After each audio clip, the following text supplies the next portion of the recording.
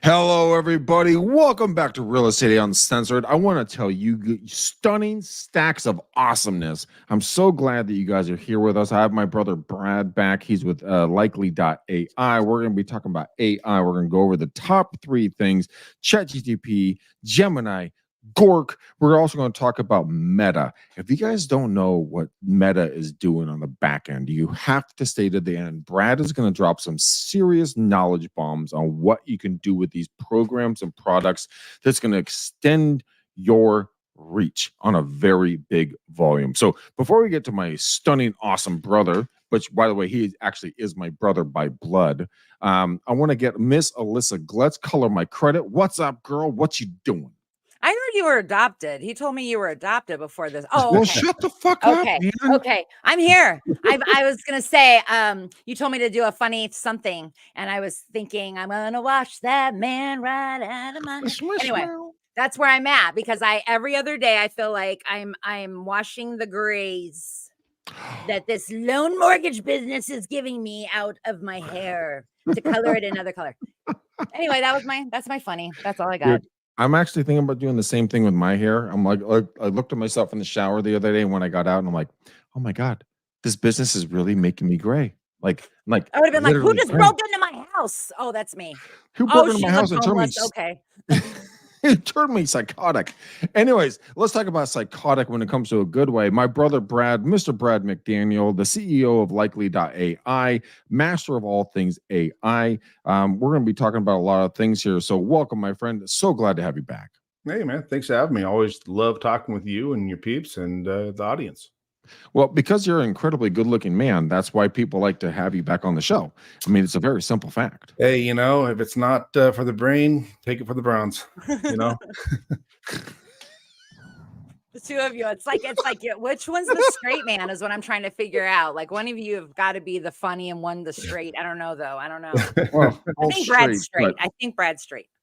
I am straight. Yes. He has 3 kids, so that's verifiable.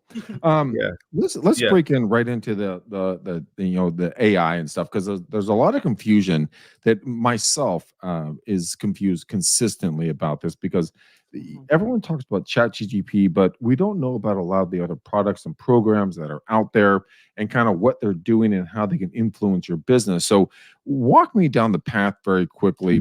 What are the top 3 things top 3 programs you want to go over? And then let's walk down from the best to the worst in your point of view, and how real estate agents can implement all of these into their real estate business based upon their unique utilitarian opportunities. So, Brad, the floor is yours. Where would you like to start? Well, I remember you interviewed a guy who was all about category king, and kind of whoever's there first kind of claims that crown, and that's that, right? And so that's clearly ChatGPT. It's why their market cap just popped to $87 billion. Like, they are category king. And that is what helped Microsoft, market cap spike, what's enabling Copilot, all those awesome things. So like, they have a UI you can interact with, but there's also an API that's starting to go beyond just an AI enablement, but starting to infuse it into everyday products that you used to. So that's number 1 because of that. Number 2, which initially was leading once the generative model started, which would be Google. Now, Google's confused on their branding here, right? It went from deep mind, what it's been for years, and they were the leading guys and paying millions of dollars per engineer for a long time. Then it was Bard, then it was yada yada yada, like all these crazy names, and nothing stuck. And now they're going with Gemini, right? And Gemini Ultra 1, 2. So they're starting to get their act together. Now, what's interesting there is that kind of their ecosystem, it's kind of empowering everything to do with that we can get into a little bit more. The third one that I'm going to talk about today, some others would talk about one that AWS is doing deals with. I'm not going to talk about that today because I don't think it's as relevant to agents. Would be Twitter. I know agents love Twitter or X, and so Elon Musk has launched Gork, Grok, right? Gork. And You can only use it if you have the premium thing, which I did just because I wanted to see how good it was. They're spending $300 million plus to buy so many GPUs. And excuse me, that was awful. So many GPUs, that was not okay. So many GPUs, like trying to build up and trying to catch up. And he was one of the original investors into OpenAI and founders and all this stuff. Who knows if all that's true? But he'll say it. So, those are the three that I think are the most interesting that I've done more experimenting with, because I wanted to see kind of the nuances between. And then Meta AI is on their kind of they're doing the open model path where they're giving. We're going to talk about Meta AI at the end of the show. Yeah. And so let's do a preview on that real quick. What's your favorite, Brad? Man, that's a great question. So before Gemini, my go-to is OpenAI, right? I think that they are far and away well ahead, because GPT-4 was 8 months ago research. They have not launched the next version. They just kind of did the text to video, which is amazing, by the way, kind of how good it is. So they are well ahead of the pack. They just haven't made everything public yet. And so I think when you say OpenAI, not to interrupt, I'm sorry, but when you say OpenAI, is that not the same as ChatGPT? Great question. They kind of went through an identity crisis as well, because they initially had all these different branded models. And what they're doing is putting them all into the chat interface. So now DALL-E 3, which generates images, is all inside of ChatGPT. Right. It's bringing it all together, right? Rather than having all these siloed models out, with one simple interface, you can access and interact. So multimodal, right? And that's what Google's going after as well. Everyone wants to be multimodal. It's just they're better in different places than others, which is why you kind of have to this is confusing as hell. Why am I spending all my time on this? Which one do I use? I got to get back to work, right? That's kind of how I feel most people are looking at this. And, I think where we are right now with the AI ecosystem is something that I think Winston Churchill said best during World War II, but I think it's perfectly rephrased for today, which is it's not the beginning of the end. It's not the end. It's not the beginning of the end, but perhaps it's the end of the beginning. Right. So I'll say it again. It's not the end. So we're not done. It's not the beginning of the end. We're almost done, but perhaps it is the end of the beginning, meaning that large language models have now kind of boom. Wow, that's awesome. We went through this really, really, really big hype cycle. Right now, people are realizing that it's kind of like a mid-level intern that can do stuff, but you have to have a really clear thought pattern in order to get the most out of them, get access to all the data and everything else. And so as that starts to happen, all these startups that were just using access to GPTs or whatever are starting to go down, right? Because all those features are now just being built with the large guys. So that's why you see Microsoft with partnership with OpenAI, ChatGPT, Copilot, all of these other spin-off products are now becoming dominant.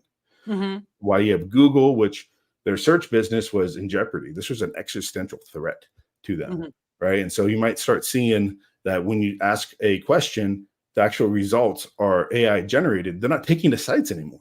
They're just training off of all of your data and giving them the answer, which is what people want, right? I mean, think about that. That's what people want. If you search, hey, I've got a cough and a headache and my stomach hurts, it's going to take you to whatever disease has the best SEO. That's stupid. No, you want to have the answer of what could be wrong with me, right? So that's, I think, a big shift for what's happening with search.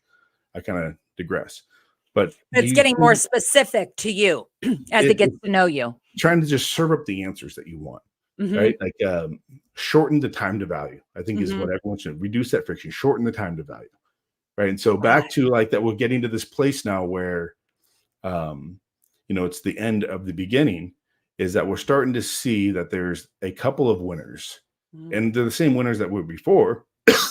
They just have a lot more stuff, a lot more cool stuff, things that you can interact with, Well, and I noticed recently, if you go into ChatGPT up in the corner now, you've got the ability to explore a lot of GPTs that have been created, and they have all kinds of different features. You know what I'm talking about?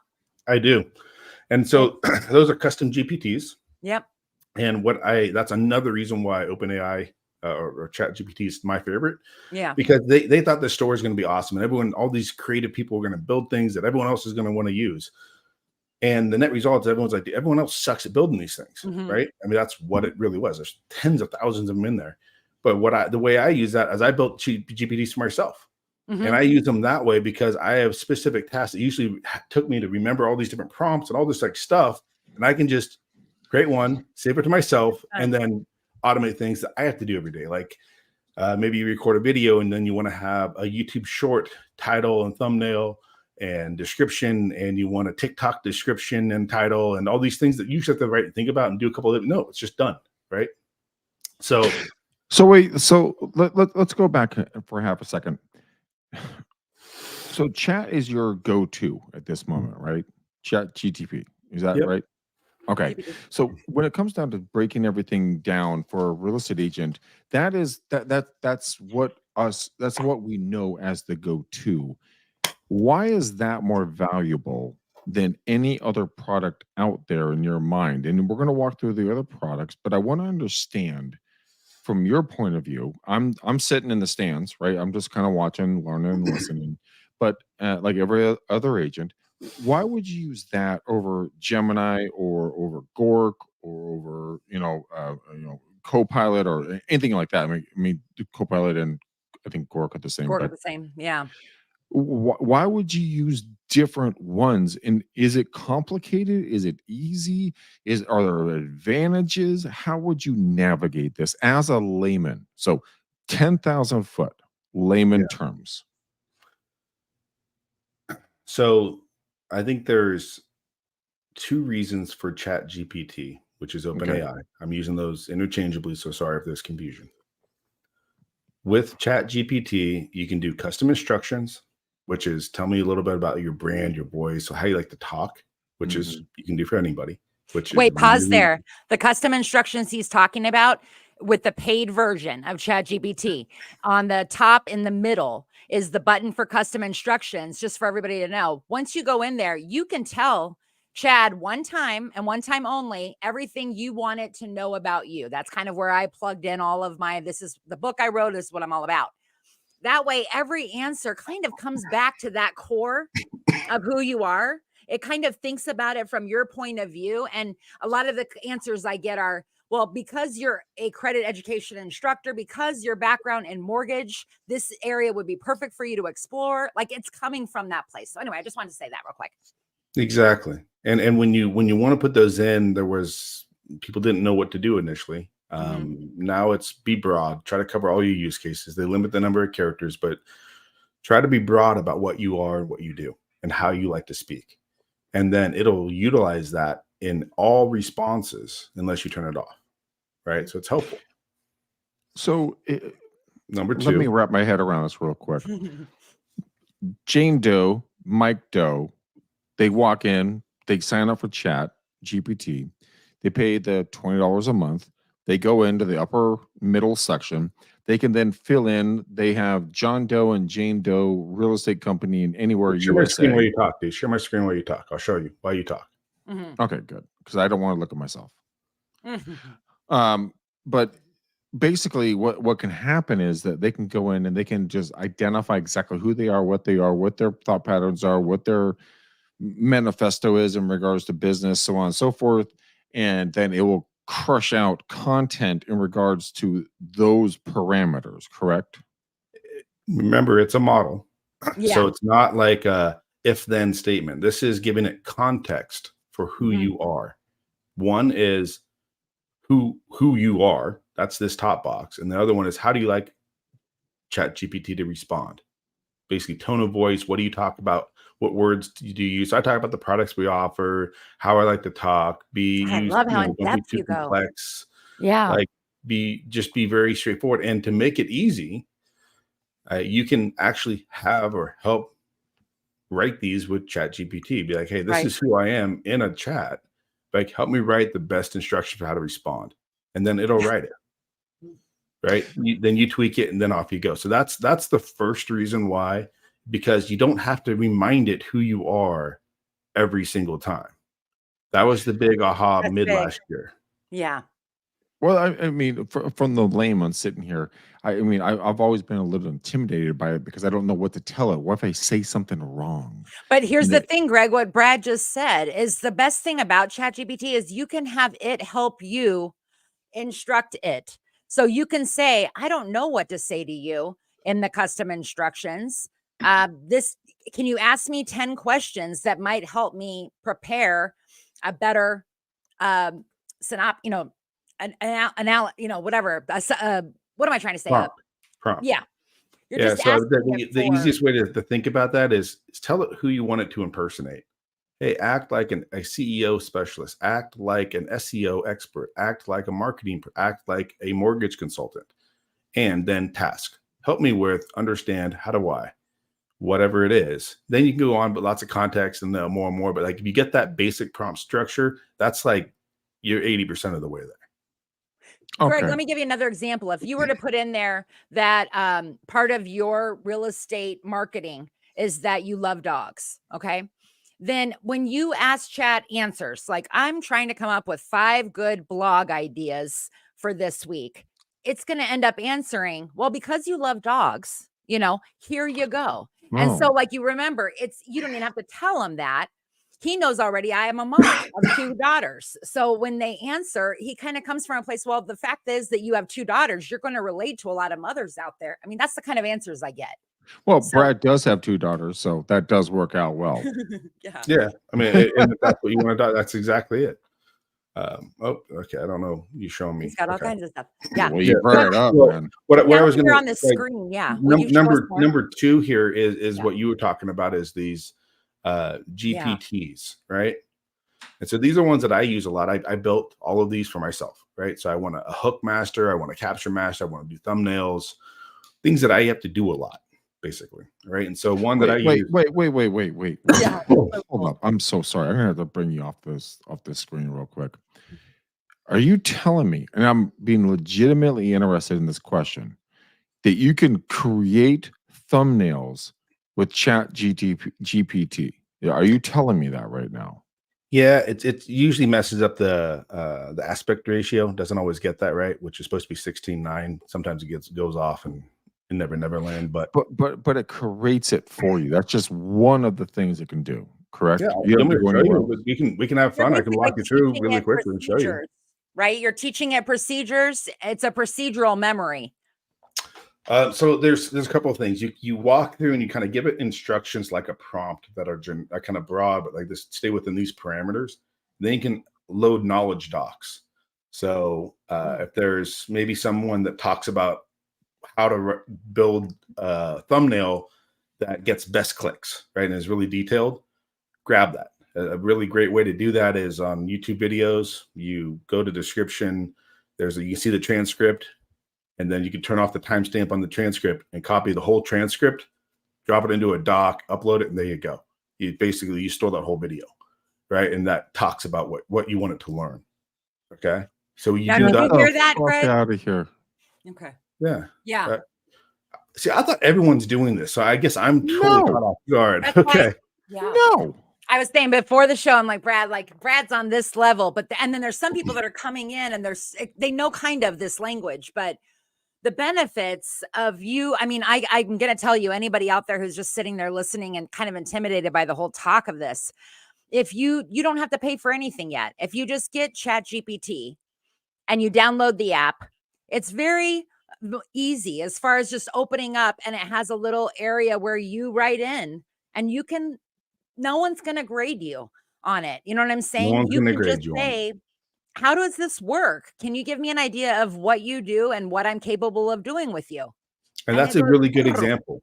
Yeah. I think to kind of get used to it in like the first time experience is start talking with it about something you know well.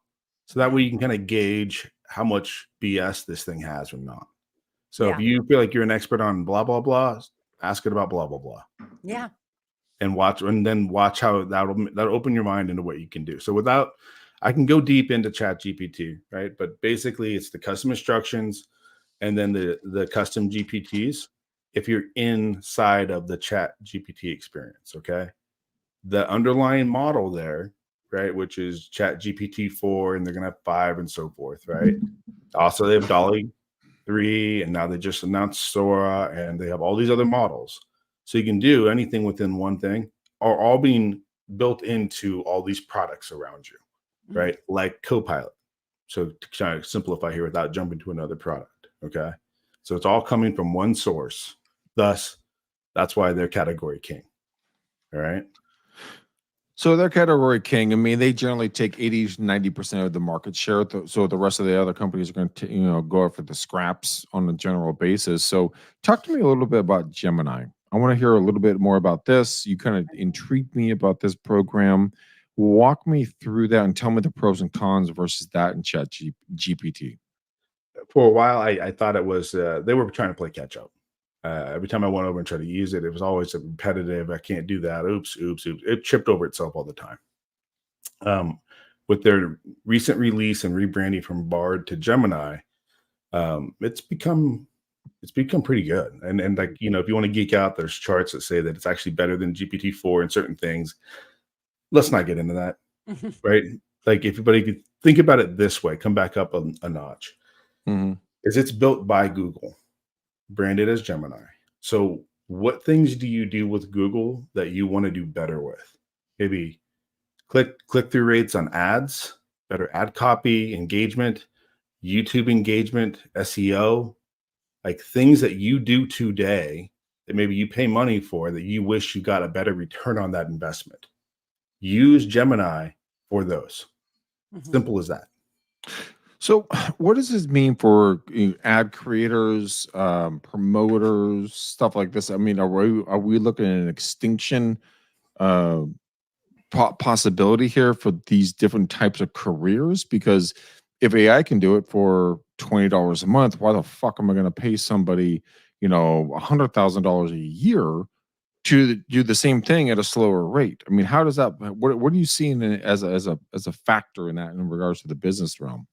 I think it's been described as the time of abundance is soon to be upon us, which is where you don't have to do a lot of the stuff you don't want to do anymore, right? Because it'll be done for you. And so take that to an ad creator. It's going to write better. It's going to write better. It already does. It writes anywhere we get 30 to 50% higher click through and engagement and reach.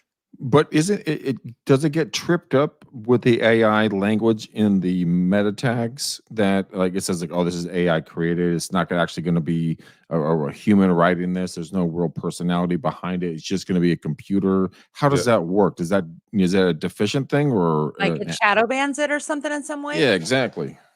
I think we're still in that area where you're not gonna. Each company is going to have different policies, but if you're using, like I said, the model that's built by that company or conglomerate, Google, odds are they want you to pay for that, they're probably going to do better than their competitors.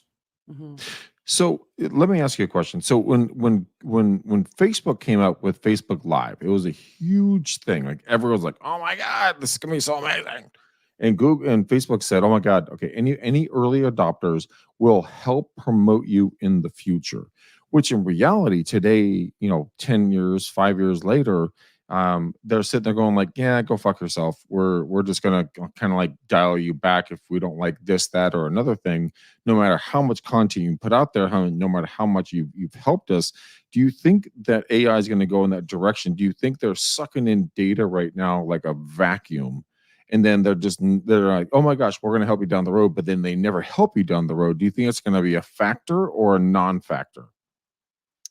So data privacy and whether or not you're contributing or not, is that what you're asking? Yeah, and then on the other side of that, like, is there an upside for somebody to use AI exclusively or almost exclusively for creation content, or why wouldn't you just continue to use your brain and just do it yourself like we've done for the last? It just takes a little longer. I mean, it's really stuff that's more of not to take over, Brad, but like the I feel like it's not something that fully it can replace some jobs, but it really is more of a helper. You know, it's more of an assistant. By the way, everybody, this is actually not Alyssa Glutz. This is the AI I'm Alyssa the AI. Glutz. Yes. Yes, and she's joining us today from Microsoft. Thank you very much. You know, I think the best way to think, or a good way to think about that, and it's been said, I've said it probably 1,000 times, which is, you know, you are now the editor, not the copywriter. So it generates the first version, you tweak it using your brain, and there you go. And the more these like custom, you know, instructions or whatnot, gets it even closer and less editing. One of my friends, he's a high-up lawyer at Boeing. His son's on my son's basketball team, and you know we're you know BSing on the court, you know, every night it seems like. And I was asking him, like, are you utilizing any of this? And he's like, you know, he wasn't when we first met. Now he is, because he's like, oh God, I can do all these things. And I asked him a couple of nights ago, what's his experience so far? And he's like, you know, I don't know how new lawyers are going to get into the business, because learning how to write briefs and all these things that it does really well, it gets about 80-90% of the way there, is how you learn to become a senior, right? And do different stuff. Mm-hmm. And he's like, I would never send this directly out, but I mean, it's pretty close. Yeah. You know, I tweak it, I fine tune it, but then it's ready. So it's a force multiplier, an accelerator. It's a shortening the time to value. However your mind wraps around that, that's what AI is doing. So let me ask you a question. One of the things I'm really not, well, not that I'm not good at it, I just don't like doing it. It's running comps on properties, because it's so laborious. Like you have to go back and research death to this date and this blah blah scrounge. And I'm like, oh my gosh. So do you think AI can do that already? Which I know the answer is yes. And do you think it could become better based upon learning models of other agents doing CMAs or property evaluations or appraisals? Can it learn from other data out there? So then you put in 123 Main Street anywhere USA, and it's like, oh, based upon all these different data points, this is the most likely price point for that. Do you see it coming that direction, or is it already here? I'm gonna give you two pieces of that answer. Okay. So I want the whole piece. I want the whole piece. Okay. So first, I'm gonna talk about access to that type of data, right? And so AI has a data problem, right? And the real estate industry specifically has a data problem, because agents aren't like Coca-Cola or Tesla or these companies where have terabytes of data created all the time that they can train off of. There's maybe their CRM, MLS data feed, historical comps that deals they've done, but it's all stored in weird places and not accessible. So to answer your first part, is brokerages or teams have an opportunity to aggregate their data and just put it in one place. And then models can start to do a lot of that sifting and sorting and like conversion to get it to what they call a vectorized database. Basically, think of it this way, just to come back up. It's a way that models can ask it questions. Okay. Right? That's what that vectorized database is. And today it's not. So that's your first part, is can you learn off of other agents, and do you get that kind of network effect like cell phones, right? You can, but you have to be in a place where everyone's kind of doing that, right? And most brokerages and agents and teams aren't. So that's one. Before you ask another question, that's one, right? Okay. The second part is, can you do comps? Like if you one man show, husband wife team, and I hate running comps because it takes me 2 hours to build comps for whatever I'm doing, right? Investment property or whatnot. All of them are going to say they can, and then ask specific questions, and you're going to find that ChatGPT, even though it's better, April 2023, right? It's actually outdated. Gork with Twitter, it's trained off of Twitter data, tons of data, but not really real estate related. And always pulling things up and kind of repeat things. And so that brings me to Gemini, and why I like Gemini. Because what's Gemini built by? Google. Yep. Who indexes all the listing property sites pages out there? Google. So what's it trained on? Yeah. So you can use Gemini to ask those questions. Hey, this is my property. These are the specs of the property. Bring up 3 other homes like that have no sold. Shit. Gemini can access that. Yeah. So, and I've tried it. Wait, hold on a second. my every time I talk to you, my fucking head explodes. So you're telling me, Gemini, I go in, I say 123 Anywhere USA Street. Show me 3 to 5 other comparable properties that have sold in the last 6 months, and it'll pull those up. He's going Yes. to show you. Are you kidding me?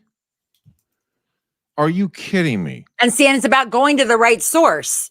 If you went to chat, you wouldn't have the right most up to date information. If you went How many to square Bork, feet is the Alamo house, dude? Huh? How many square feet is mom and dad's house? For 47, 5,000, somewhere in there. I'm just to say 4,000. So they're feet. 5'5", 5'4", 5'5", half acre, west side. 4 or 5, so 4 bedrooms, 4 or 5. Well, 2 masters, right? So old master, new master. That's one. That's 1. 4 bedrooms. 4 bedrooms. 2, 3. That's 4. It's 4 or 5. 4 bed. 4 bedroom, 5 bath. Mm-hmm. No. 5 bed, 4 bath.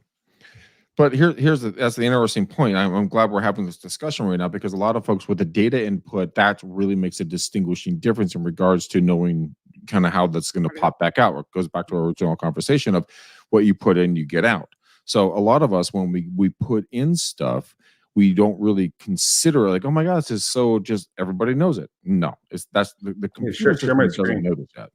Share my screen. All right, so I'm going to share Brad's screen right now. So Brad, so the folks that are not I just asked watching us, what are we looking at? I just asked, okay, show me 3 similar homes to 144 Iron Gate Court. 4,000 square feet, cool. 5 beds, amazing backyard with the pool, and amazing pool and backyard. Right, that's what I asked. So it pulls up 3 comps. They said, well, none of those are accurate in regards to comparable comps. I know these addresses. Stonebridge, not a chance. Stonebridge, not a chance. Blackhawk, not a chance. It's in Danville, different part. That's an 06, not an 07. Oh, must be sold in the last 6 months. Yeah, so you have to specify what it wants. We just said comps. So yeah, the geographic area and time frame are going to be different. Right. So you basically have to like tell it what you're looking for. It'll do, like we said, 80% of the job for you. That's fascinating. Can you ask it? Can you ask, and I'm gonna pull this off so you can see us. Can you ask it like, okay, so I'm selling 144 Iron Gate Court, right? What is the best buyer for this property? Where would that come from? Because I know with likely.ai, you guys have put together a model that you can come up with the best 3 zip codes with a buyer model built in behind it, which by the way, is stunningly freaking awesome, because you can type in an address, you're going on a listing appointment. So Alyssa, I'm going to list your house at 456 Maple in Arizona. And I show up to your house and say, Alyssa, so glad to sit down with you. Here are the best zip codes to market your property. Here is the best buyer profile. By the way, here are the best comps coming from Likely or from Gemini, going like, okay, these are the last comps in the area, and this is what they sold for, price per square foot, yada yada. You plug it in, and then you bring in like an RPR report, like a CMA or something along those lines. Now you're coming in with fire. Right? You're not the average dingleberry walking around going like, hey, I want to sell your house. No, you got real data behind it. And that's the fascinating part about this, because data is king. No longer cash is king. Data is king. If you know something, that's worth something.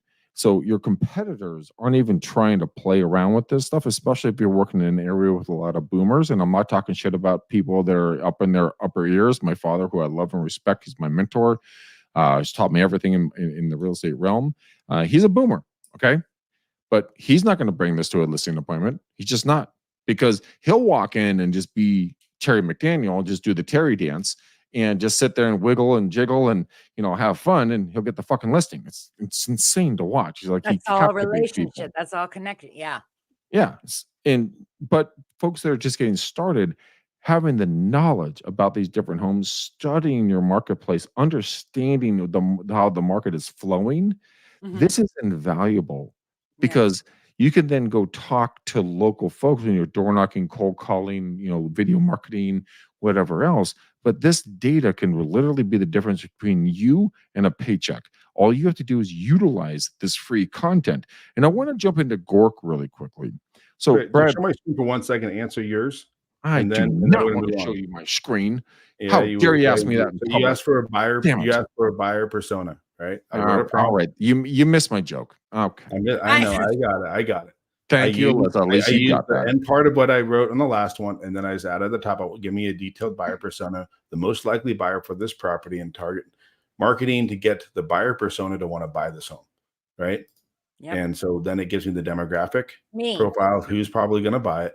No. Values, Shit, that's actually accurate. pain points, marketing strategies to get that persona to want to buy that property. And then then it gives me 3 similar properties that Do you have to pay for this? Holy shit. This is This is Gemini. free. Yeah. So this is why Gemini is starting to get an edge, is starting to surpass, starting to beat Chat GPT for these use cases, which is again why I was kind of digging into this, because I was like, wait, why would I use this over something else? Right. Mm-hmm. And for real estate, where time is essential for output and small geographic area, Chat GPT is great at marketing content for you. Gemini is this market research, comps, ad copy, YouTube video stuff, things that are SEO related, things that Google is king at.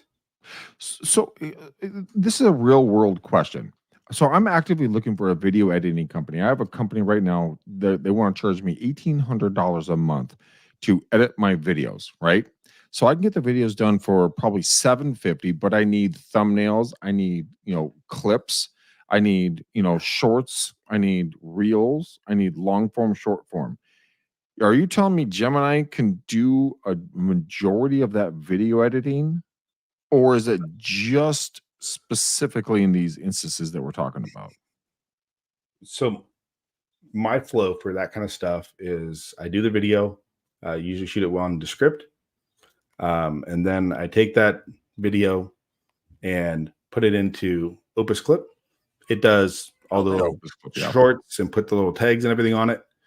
And then the part that most people probably don't do is I take the little video description that it gives you, basically it's the transcript out of each one of those shorts. And I wrote a custom GPT that turns that into YouTube titles, YouTube descriptions, TikTok descriptions, TikTok with hashtags, with links to whatever I want. So I don't have to do any of the work. I just do a little editing, make it, and it's rather than taking hours. It's just cut, paste, cut, paste, cut, paste, cut, paste. I mean, yeah, a little bit of tweaking, right? So you go from where you used to have an army of people and do all these things, where you just it's reducing time to value back to that piece. And I think what's really interesting is that we're talking about like legacy software platforms that are injecting AI into them today. The next iteration of the web and tech in general is going to be where the architecture is model to model to model to model to do things, rather than here's my code base that's designed to do this one thing. They're going to be models that are experts or better in certain things. And it's going to be passing data back and forth to have an outcome very quickly that's automated. So back in the 1950s, in the 40s, they would have what they call a dance card. And the ladies would have a dance card, and the gentlemen would sign up to dance with the ladies, right? In a sequential order. Is this kind of like a dance card? Like you know where you stand in the pecking order, and you know what to do next. Like you know when your time is to step in and do the swing dance, or to do the foxtrot, or to do whatever else to get to the end goal, aka maybe a date, maybe a kiss, maybe a marriage, whatever in regards to business. But I mean, you're basically just putting together these different opportunities. So chat does one thing, Gemini does one thing. We're going to get to Gork in a second, but AWS is something we're going to talk about in a minute, but also Meta AI, we're going to talk about that at the very end. But is this kind of like putting everything together to make sense or is it can you use every one of them individually and get away with just kind of hacking life, or should you put them all together in a sequential order to make that dance happen? And that's all based upon whatever you're trying to do. Yeah. I think to your analogy, in the 1950s, like let's use a chessboard instead, right? I think it's simpler. Is that what we were doing is three-dimensional chess, right? It's where you can go up, down, and forward and backwards, right? In order to do these, because you have so many different things. What we've been doing, regular chess, is AI enablement, right? Where we're not playing a robot on the other side of a traditional chessboard. We're getting to three-dimensional chess, where each chessboard is better at something, and it's just passing it back and forth as it knows its benefits. Does that make sense? It's so fascinating. It is, and it's almost like thinking of all your chess tools and like that. This one does this, and this one can only go diagonal, and this one can only go. Alyssa, it goes right back to how you always talk about putting your football team together, right? Yeah. With mortgage and credit. It sounds like it's almost the same kind of a thing, but in a different arena, right? I've thought a lot about how the scoring models, when you think, I won't go in and bore you guys, but Experian, Equifax, TransUnion, you have these 3 credit bureaus. Well, then the 3 credit bureaus use either a FICO scoring model or they use the Vantage scoring model. If they use the FICO scoring model, it could be version 2, 4, 5, 8, 9, 10, 10T. So you got to know bureau model version every time a credit score comes in front of you. Most people can't grasp that, but then they'll jump on ChatGPT and save the world. And you're like, it's credit score, no. But that is it. It's I feel like there's like, in a different way, like the OpenAI relationship to ChatGPT kind of has this similar relationship to like the bureau model version I was just talking about. If that somebody out there is going to understand, I gotcha, girl, I gotcha. Not one. No. It takes complexity and simplify. Yes. Right? And that's what AI does well, is it ingests complex data all over the place and then gives you the result that you're looking for, and you don't have to learn how to do that complex thing. Yeah. It's already done for you. And so I think soft skills are becoming more in demand, and clarity of thought. Soft skills, clarity of thought, because you can only do well with ChatGPT or any of these language models if you have clarity of thought. We all know what we want it to do, but we're all scatterbrained as hell. Right. And so like we actually ask questions terribly. Most of us do. Yeah. And I know I'm part of that group. I've had to kind of rethink how you organize that clarity of thought and then have those soft skills with people, because everyone's kind of getting plugged into some machine somewhere. Right. So the real estate agent is great at soft skills. They just have to learn how to have that clarity of thought, which most probably aren't as good at. So interesting you say the word soft skills, that phrase. I was listening to a Gary Vee interview this morning, and he was sitting down with a Fortune 50 CEO, and he said he got to be the CEO through soft skills. And that's empathy, that's relationships, that's consideration. That's not, I have a Harvard degree, I have an MIT degree. It's like Brad, how are you, brother? How you doing? Alyssa, how are your kids?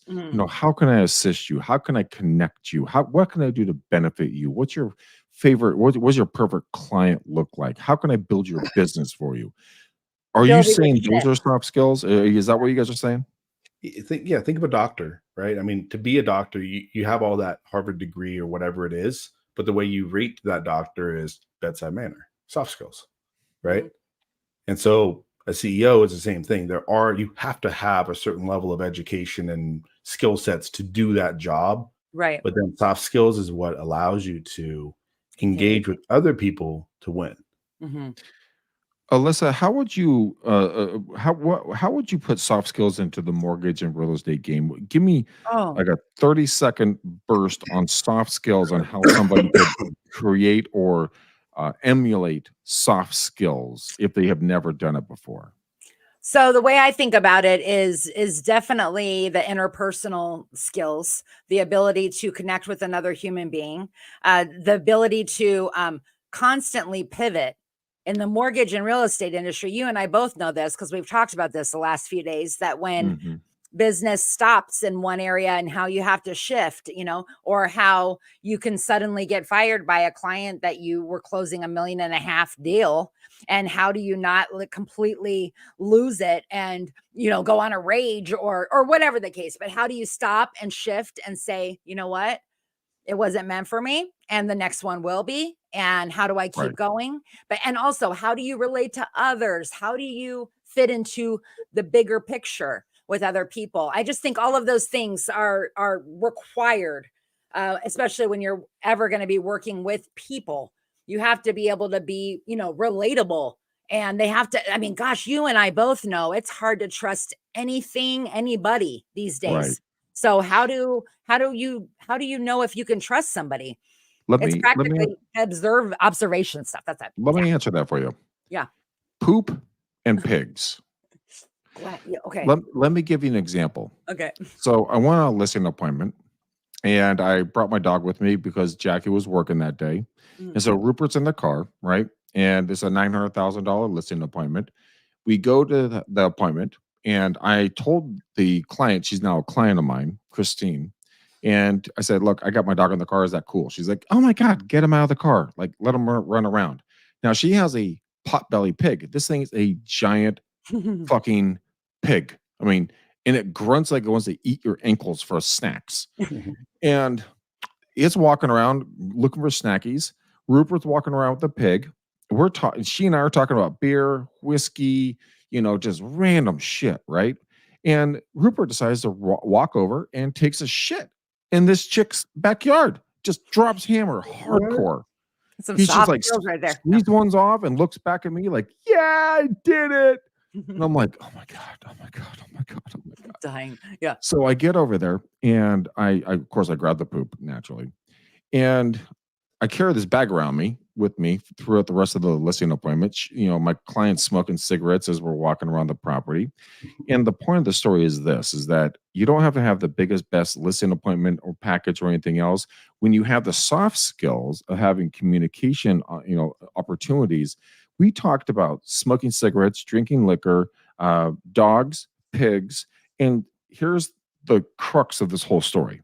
The soft skills of my conversation with her, she, in front of me, called her friend of 20 years, who's a real estate agent, and told him on speaker that she was not going to hire him and that she's going with another agent, me, in front of me. And I walked out of there going like, what in the shit just happened? Yeah. I didn't walk in with a listing presentation. I walked in with a baseball hat, a jacket, jeans, tennis shoes, a dog who pooped in their backyard. And I got the fucking listing appointment. I got the listing. That's the definition of soft skills in regards to connecting with people. Is that what you're saying, Brad? Like connections. Is that correct? I think that's a great story on building trust. Absolutely. I think that a big piece of that, yes, in business, in context with large language models, it's clarity of thought and being able to ask questions, which usually requires soft skills, right? And especially if you're going to be working on a team. So that I'm saying soft skills will become more in demand, but today you need also very clear thought patterns and be able to ask questions. True. Otherwise it's crap in, crap out. And right. True. I know that we've been on it for quite a while. So I wanted to show you just the difference between the three models that we've talked about. And I don't know, I came up with something stupid, but just because I wanted to make it like really, really simple, right? Describe what you're looking at right now.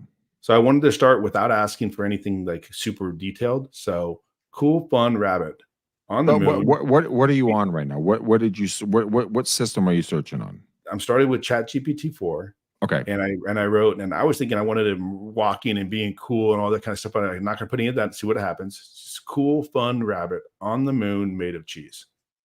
Right. So you can probably come, it can go in 1,000 different directions, right? What you end up with on the first one is a pretty cool little bunny on a moon that looks like butter cheese, right? But that's actually pretty good. Now, the thing technically on this is that you only get one image, right? It takes a little bit of time to generate it, but it's pretty good. Now, to go over to to go over to Gemini next. I wrote that same exact prompt made of cheese, and do you see how it's much? It's all different, right? You get 4. You get 4, so it's a 1 to 4, right? But none of them are really what we had in our mind. So I just added in photorealistic into that prompt, and now we get more what I was thinking. Still not great, but it's pretty good. But I get a couple options, and the turn time's much faster. But the art is all about being specific and tweaking it as you go, right? Because sometimes it doesn't add on. Like if I said, I love it, keep the same moons, same bunnies, same everything. Just make the bunnies bow red. Unfortunately, I've noticed with like DALL-E on ChatGPT, it'll come back and it doesn't give me the same exact picture just with the bow tie red. It gives me a whole nother picture idea with a bow tie that's red. You know what I'm saying? It doesn't build off the last picture. It is interesting. What I really want to do is I want to finish up this conversation. I want to step into Gork really quickly before we end our show, and then really talk about meta AI, what's really kind of coming down the pipes. Because I think a lot of this folks, like Brad, you and I were talking in pre-show earlier today in regards to how to utilize these different sources to do different things in your business. Because we all think it's a one-stop shop with Chat GTP, but that's obviously not the case. Walk me through Gork a little bit, and then we'll go to AWS, and then we'll end up on Meta AI. Sure. So I'll share your screen right now. Walk us through what you're seeing. So Gork is a large language model that Elon Musk is spending $350 million plus on GPUs and building a team and calling it X.AI. Gork is the name of the model. If you pay $16 a month, you get this little side icon that now appears on your phone or wherever else. And you get fun mode, regular mode, very Elon Musk style, right? What it's trained on is real estate, whatever's really the Twitter universe of stuff. So if you asked for, let's go back and pull in the one we were asking about the market, right? There you go. Let's actually do the first one for the comps. What it's going to do is it's going to rely on the Twitter universe for the response, which doesn't always give you what you want. So I'm going to go to the regular mode. Fun mode's like, if you want to kind of jam out, or maybe you want it to write tweets for you, like that's what it's got. It does that well, right? So if you're big into Twitter and that's what you're looking for, there's your jam, right? Now, if you want to go and like ask for things like a real estate professional would, it's going to give you different responses. So if it's in its database, it's behind the curve, so it's not as good. It's kind of where Gemini was 6 to 12 months ago, right? So the responses aren't great. It's going to kind of repeat itself. It's going to go off into hallucinations. It's going to do a lot of these things you don't want. But I wanted to test it. So there's a great example. It's a total hallucination, made up stuff that doesn't exist, right? Do you see that? Yeah. And it even gives you the tweet. Yep, it does. It gives you tweets about things, but like these homes, like there's the same house, and then it just made up stuff. It's hallucinating. It's often never. It's total garbage. Off. Yeah. Okay. Fine. Fuck balls. So like that. That is the example. But then if you want it to write, maybe you wanted to write a cool tweet about, let's go to fun mode. That is bananas. Here's the thing. As it's searching, I mean, you can now obviously have a lot of fun with this. I'm going to take this off real quick. You can have a lot of fun with this, especially on fun mode, right? But there has to be some sort of level of discretion in regards to you being a human. These are tools. They're not absolutes. So the distinguishing difference is going to be your interpretation of your marketplace and how you want to be perceived. So use this as a basis point. I'm assuming that's how a lot of folks are going, but I also think the other 50% of folks are going like, oh my gosh, well, I can just do this and I don't have to ever think again in my life. When in reality, if you stop thinking, then that stops working because it works off your thinking. Mhm. They'll think Exactly. ahead of you. Clarity of thought is a requirement. Right. The joke's been the new coding language 2023, now 2024, is the human language, right? That's Right. where this is going. And Mhm. that means that people need to get that right again. Get Mhm. clarity of thought, make sure that input's right. And so Mhm. the whole, I think that we can summarize out of Agoric is it's kind of cool. You get some analytics, but I've not found a useful purpose. It's not good enough yet. I think it will be. It's going to get great, just like Bard became Gemini, and now there's all these great use cases.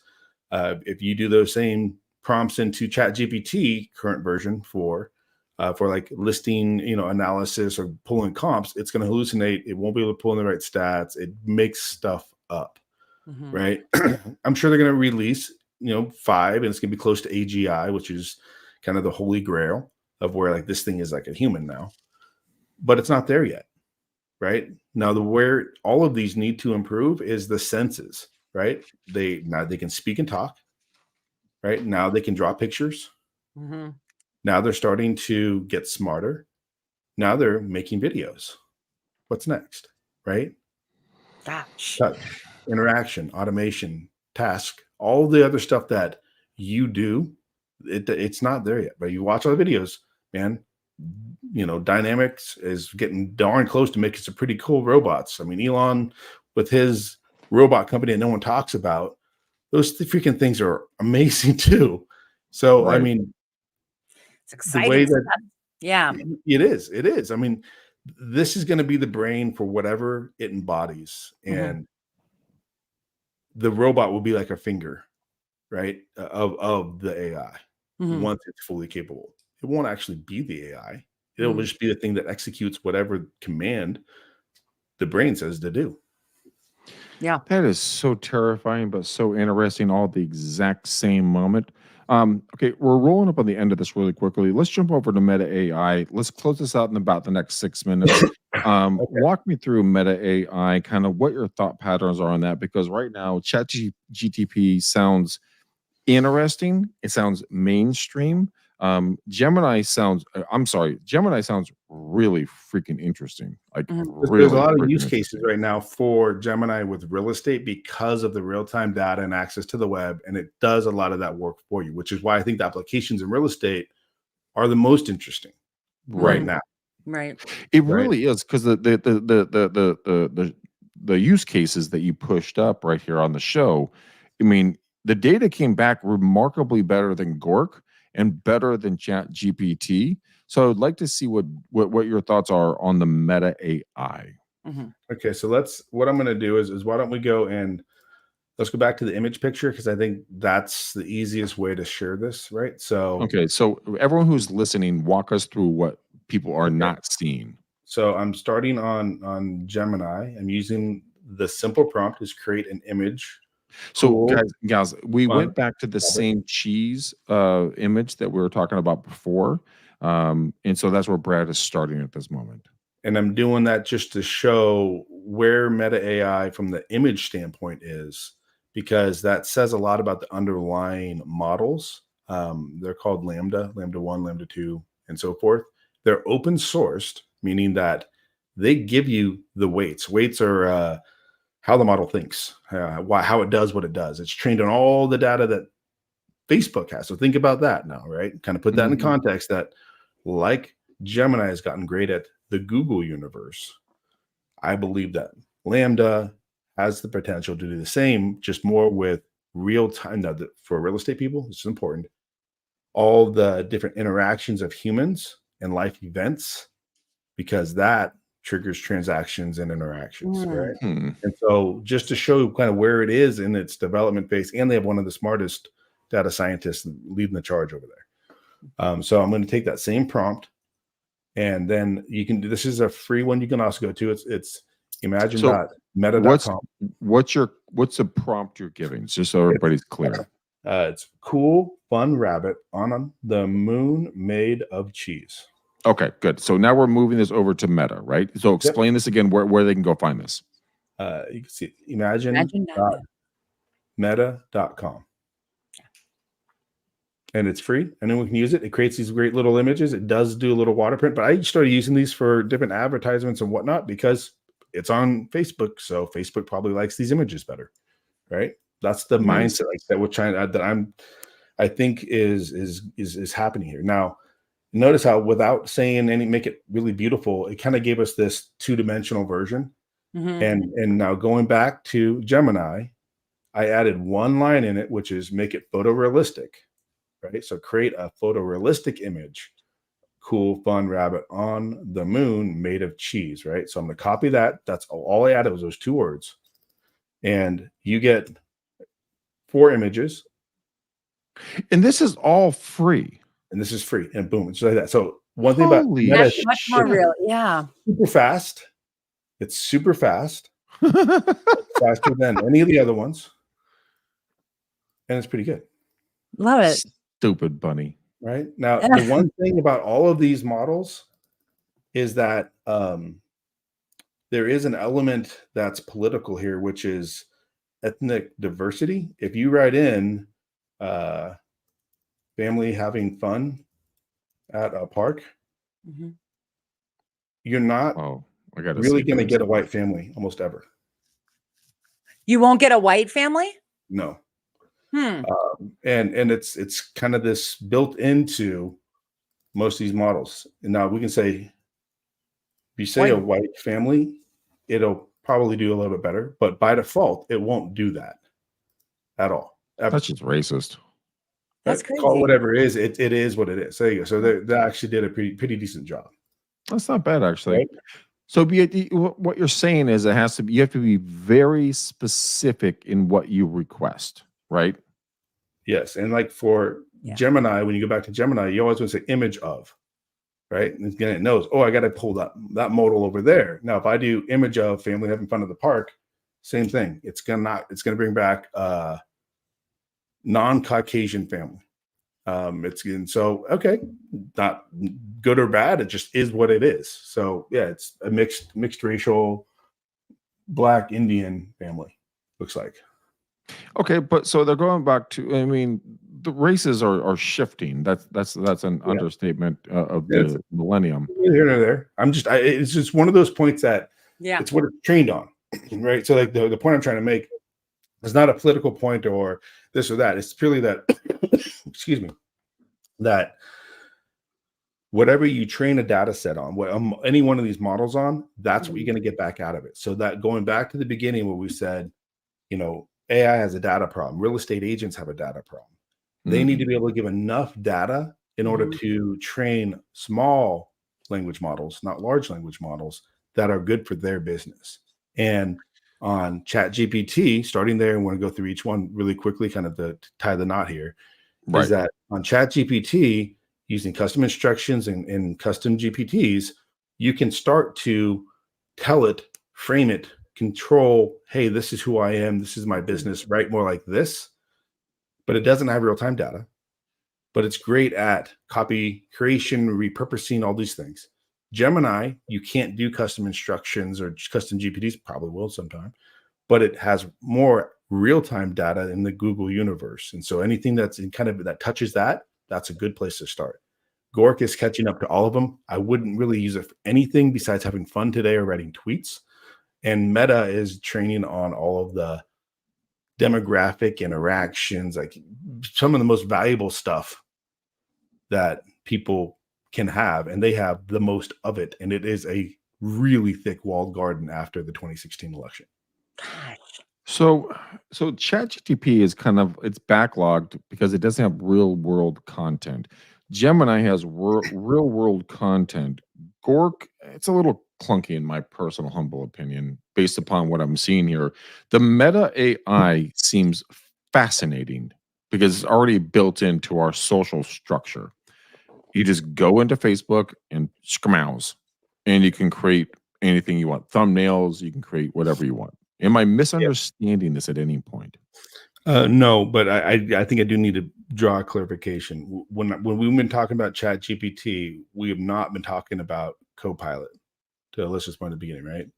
Okay, let's talk about that one. That uses the same underlying model, right? So the brain is like kind of how it's trained up how to think about things. Mhm. The difference is Copilot does have access, similar to Google and Gemini's, to real-time data, right? And ChatGPT, even though the data is up till 23 or whatever the case, but when you have a paid model, it's still going to be able to search the internet and search. I mean, I feel like I've been getting pretty accurate real-time information. I don't know. Maybe I don't know it. That's why.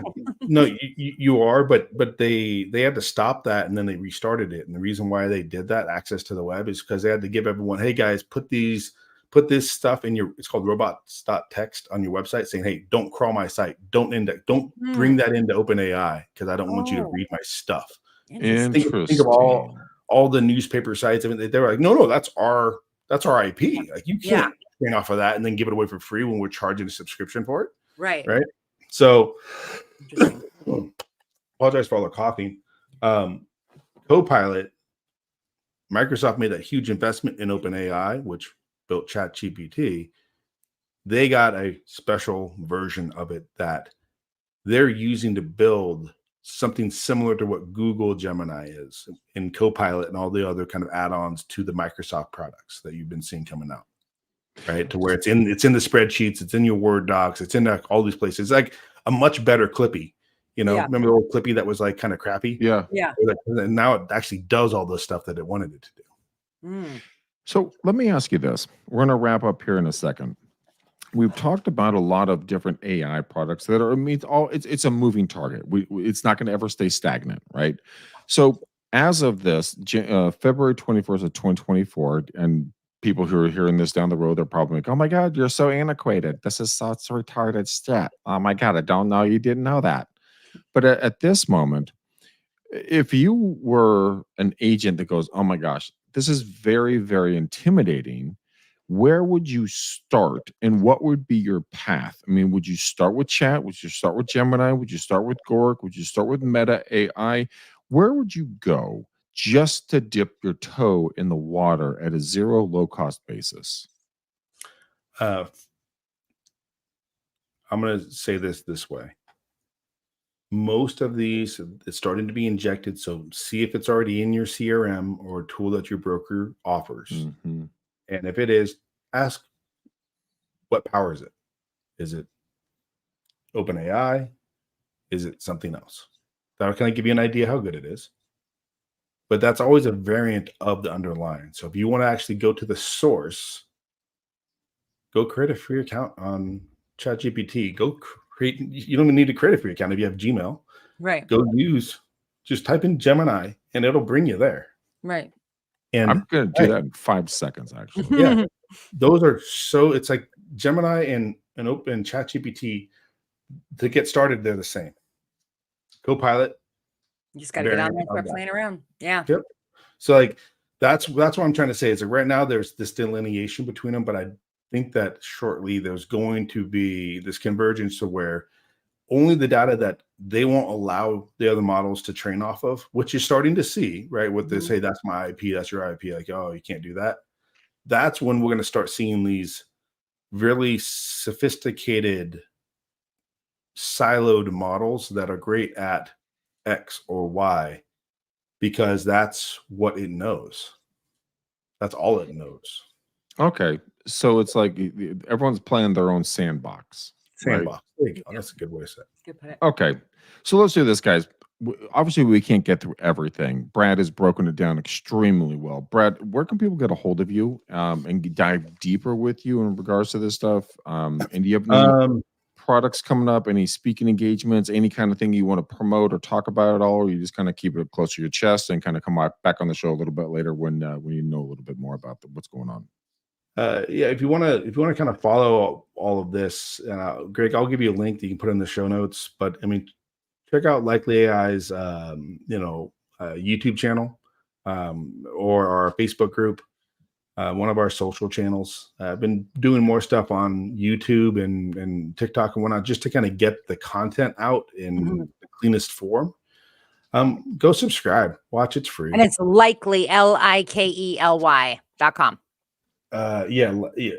Likely.ai. .com. Likely.ai. That yes. Yeah, but I think it's the same on YouTube. It's Likely AI is our YouTube channel name. So I would say go check one of those out. I mean, subscribe to it if you want to learn. And I'm starting to try to take, Greg, because your point's right. Is I think everyone's doing this. So I'm starting to okay, well, what's interesting to me today?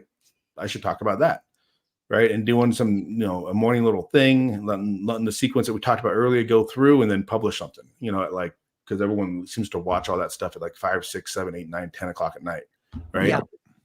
And so that would be the best way if you want to continue to kind of digest in more bite-sized pieces rather than an hour and a half and have your brain going, what the hell did I just hear?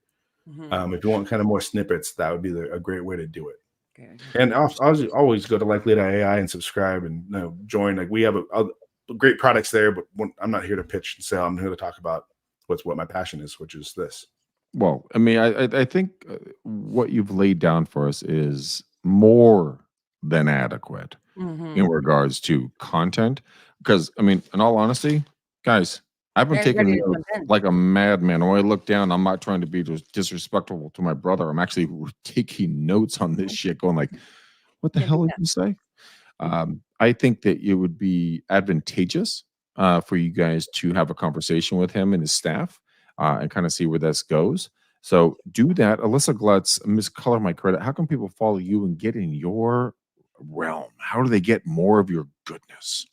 Okay, so Monday, Wednesday, Friday from 11 to noon Arizona time, I do live TikTok. I think we just passed our 700th hour that I've done a live on there. So it just answer questions and stuff. So you can bring anything there and ask me regarding how to get your credit score up, how to be pre-approved for a house, how to close on the house, all the way through the process. That's me. That's awesome. Color My Credit. Color My Credit. That's your TikTok channel? That's my channel. That's if you just Google Color My Credit, you'll find my book, you'll find my channel, the whole method, everything. And I do consultations with people, but I'm also a full-time, mortgage lender. And one of the best lenders I've ever come across. She's worked with a lot of my clients. Absolutely freaking knock out of the park. Awesomeness. Awesome. Get her book, follow her. Her content on TikTok is invaluable when it comes to building your credit, talking to your clients. She has snippets. She has long form, short form. She's quirky. I'm quirky.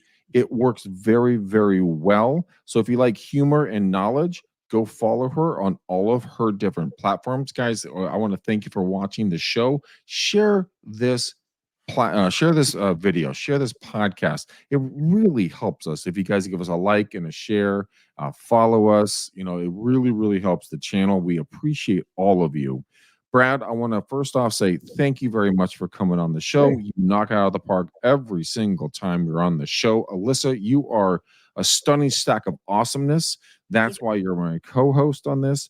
And ladies and gentlemen, I want to be very clear to you right now. When you hear my voice or you're looking at my face, we cannot do this show without you.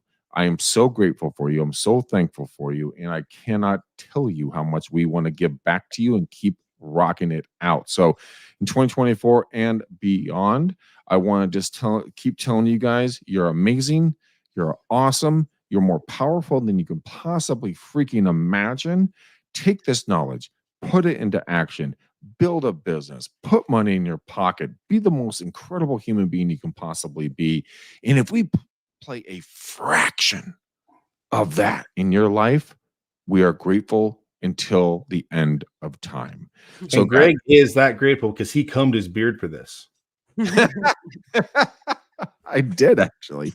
Now, if he took off his hat, I don't think the same thing about his hair. But hey, we're halfway there. Hey man, at least I got half my head done. All right, guys. With that in tow, thank you so much. We love you to pieces. Until next time, peace out, ninjas. We gone.